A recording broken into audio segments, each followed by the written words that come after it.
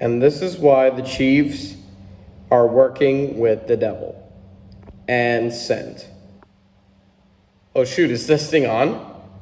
Well, let me just send this quick mail real quick, and I'll get into NFL Week 15 recap. To start off, we have the Rams beating the 49ers on Thursday Night Football 12-6. First of all, if you are a regular football fan like me, this is one of the worst games ever. And if you had the time out of your day to watch this game, and boy, do I feel sorry for you. All the scores in this game were all field goals. And there was 13 total punts, 11 in which are in the first quarter. Yeah, that's right. So it was basically a field goal and punt contest between two teams from California. Let me just go over what happened in this game. Niners field goal, Rams field goal, Niners field goal, Rams field goal, Rams field goal, and Rams field goal. Game over, Rams win.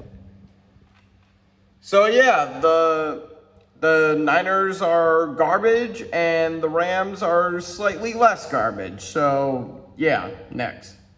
Next up, we have the Commanders beating the Saints 20-19. Washington. You guys nearly blew it. And you guys were sure as hell lucky that you guys make sure that the Saints wouldn't get the 2-point conversion. Props, but it was an ugly win on your part. Meanwhile, New Orleans the Saints, they did it all they could, but they just couldn't pull off that 2-point conversion. Meanwhile, as for the Commanders, Terry McLaurin had 2 touchdowns for 7 receptions for 73 yards. So, yeah, good for him. And Jane Daniels also had a good game too. 226 passing yards, 25-31, and 2 TDs. So the Saints, your season's pretty much over, and Washington is on a roll right now. Next up, we have the Chiefs beating the Browns. Shocker, 21-7. It was typical Chiefs, honestly. It's time that we face the facts, folks. It doesn't matter what Mahomes does or how the team plays, they always win. And this 21-7 win proves my point. And the biggest takeaway was Mahomes suffered a high ankle sprain in this game. As much as I hate Mahomes, I hate to see anybody get injured. But what he should have done is let the ankle heal like any human being would and be out for a week. But instead, he's just like, let me play on Saturday. No biggie. Meanwhile, Jameis Winston was once again terrible, throwing 3 interceptions. Just like the Tampa Bay Jameis Winston. Those were just some dark times.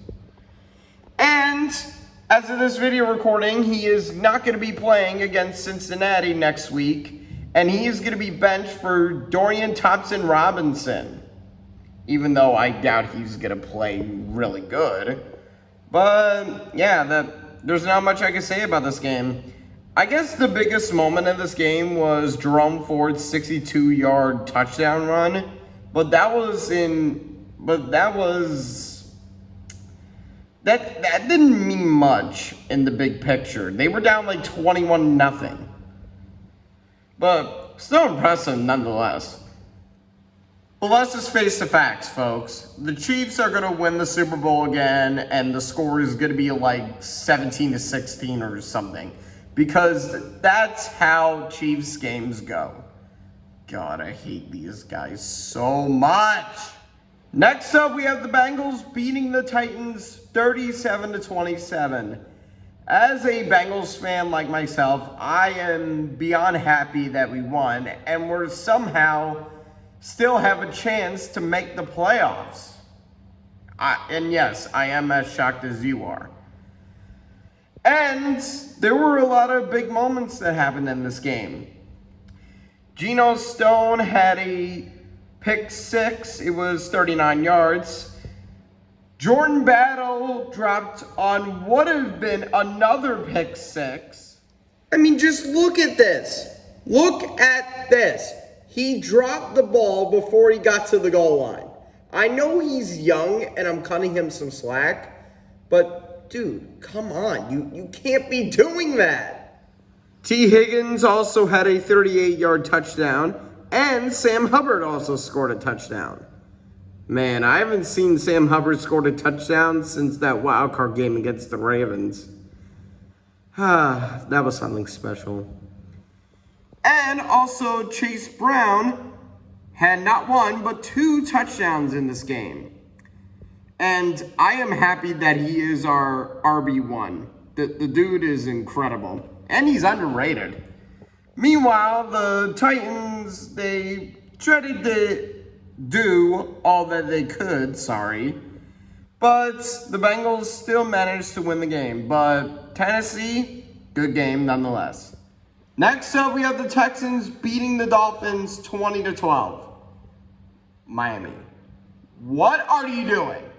You guys have a really good offense and defense, and you guys are somehow still struggling this season. And I know you guys failed to show up in December, but still. And don't give me the Houston is really good defense. You guys are good too. You guys shouldn't be 6-8 right now. But outside of my rant on Miami, this was actually a really exciting game. It was back and forth the entire game, and it came down to, well, Nico Collins scoring 2 6-yard touchdowns. And also Tua, he didn't play that great. 29 for 40, 196 yards, 1 touchdown, and 3 interceptions. Yikes. Meanwhile, C.J. Stroud did all he could and played decent. And also, somehow, in rushing yards, Dare Ogunbowale, and I'm actually trying to pronounce his last name. I'm not doing this to be offensive, I swear. Who had 1 carry for 35 yards. Wow, that is really impressive, not gonna lie. And that's all I gotta say about this game, so yeah, next. Next up, we have the Ravens beating the Giants 35-14. Who would have seen this result coming? Lamar Jackson, once again, played amazing. 21 for 25, 290 yards, and 5 touchdowns. Meanwhile, Tim Boyle, who got drafted into the NFL after throwing 1 touchdown and 13 interceptions in college, played terrible. Giants, all I can say to you guys is that you guys better hope that you guys get Shedeur Sanders in the draft. That's all I'm saying. Also, Rashad Bateman had 3 receptions for 80 yards and 2 touchdowns. And yeah, that's all I can say. So yeah, next. Next up, we have the Jets beating the Jaguars 32-25. A battle of 2 AFC teams that literally have nothing to prove for this season. They're both eliminated from the playoffs, so it doesn't mean much in the big picture, but it was actually a really exciting game, honestly. Both quarterbacks did all that they could, although one of them was really good, Aaron Rodgers, and Mac Jones was once again terrible, throwing the same amount of touchdowns and interceptions. And the biggest play of this game was Devontae Adams' 71-yard bomb from Aaron Rodgers, and he scored on the 2-point conversion to go up 25-22 with 3:24 left in the fourth. And then the Jaguars tied it up with a field goal, and then Breece Hall scored a game-winning touchdown run to win the game for the Jets. And also, Brian Thomas Jr.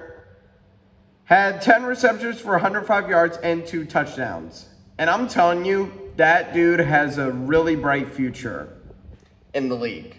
That's all I'm saying. So yeah, congrats to the Jets, I guess. Next up, we have the Cowboys beating the Panthers 30-14. Who would have seen this result coming, am I right? We all knew the Cowboys were going to beat the terrible Panthers. Well, they're not as terrible as they were in the beginning of the season, but still. And yeah, we all knew the Cowboys were going to win. Cooper Rush did all he could. CeeDee Lamb was pretty consistent all game long. And Bryce Young, he played fine, honestly. He did hit a nice bomb to Jalen Coker for 83 yards to make it 10-7 in the second. So, yeah. So, good job to Bryce and Coker. And yeah, that's all I can say. And in the second half, it was all Dallas. Outside of that Bryce Young touchdown run, it was all Dallas in the second half. So yeah, next. Next up, we have the Buccaneers clapping the the Los Angeles Chargers 40-17. Man, it feels good. We're back, baby. And Chargers, no hard feelings to you guys, because I really like you guys. You guys are awesome. I like Justin Herbert. I like Ladd McConkey. I like J.K. Dobbins. I like your team. You guys are cool. But honestly, I just got to say this. We completely demolished you guys. We folded you like a lawn chair in that game. And now we are currently first place in the NFC South. Baker Mayfield had a really good game. Mike Evans had 2 touchdowns. And Bucky Irving had 15 carries for 117 yards. Meanwhile, for the Chargers, Justin Herbert played pretty good outside of 1 interception. Ladd McConkey did really good. And yeah, we just completely dominated in the second half. No score from the Chargers in the third or fourth quarter. It was all Tampa. I couldn't be more happier. But yeah, next. Next up, we have the Broncos beating the Colts 31-13. Okay, let's all be honest here. Anthony Richardson is a bust. Yes, I am going to be saying this right now. He is a bust. AR-15 is literally up there for the worst completion percentage in a single season with Akili Smith, Tim Tebow, and Ryan Leaf. Plus, he was extremely terrible in this game. 17 for 38, 172 yards, and 2 interceptions. Meanwhile, for the Broncos, Bo Nix, he had 3 touchdowns and 3 interceptions, which is kind of ugly, but he did all he could to pull off the Broncos win, so you got to give him some credit. Plus, he led in rushing yards, so that's pretty cool. And the biggest play of this game was Nike Bonito, if I'm pronouncing his name right, who had a 50-yard fumble return for a touchdown to give Denver a 24-13 lead. Also, Jonathan Taylor dropped the ball on what could have been a touchdown run, but instead he decided to drop it before his foot touched the goal line. Like, are you kidding me? This team is literally literally a joke. They are a joke since Andrew Luck retired. And also, the Broncos just dominated in the second half. So, yeah. Broncos, you deserve that win. And Indianapolis, you guys are most likely finished. Next up, we have the Cardinals beating the Patriots 30-17. Yeah, this is a game that I could care less who wins or loses. And honestly, I'm happy that Arizona won. But Kyler Murray didn't even throw a single touchdown pass, despite the team scored 30 points against the Patriots. How? Well, because James Conner scored 2 touchdowns, and Jonah Williams scored on a fumble return for a touchdown, which was apparently 0 yards, and Chad Rayland did all the heavy lifting outside of James Conner. Meanwhile, the Patriots, they were trying to make the final score less embarrassing than it already was after being down 23-3. So, yeah, congrats to Arizona, I guess. Next up, we have the Bills beating the Lions 48-12. The winning streak for the Lions is over. 11-game winning streak is snapped by the Buffalo Bills. And they won in probably the game of the year. It was back and forth the entire game. And both quarterbacks played really well. Jared Goff had over 400 passing yards and 5 touchdowns. Meanwhile, Josh Allen had 2 passing touchdowns and 2 rushing touchdowns. And also, Dan Campbell, why would you go for an onside kick early? Like seriously, come on. You guys were down by 10 and you guys just had to go for an onside kick just out of nowhere. Dude, you can't do that. Like really, that's what cost you guys the game. I mean, I know you guys were trying to prevent Buffalo from scoring again, but come on, give your defense a chance.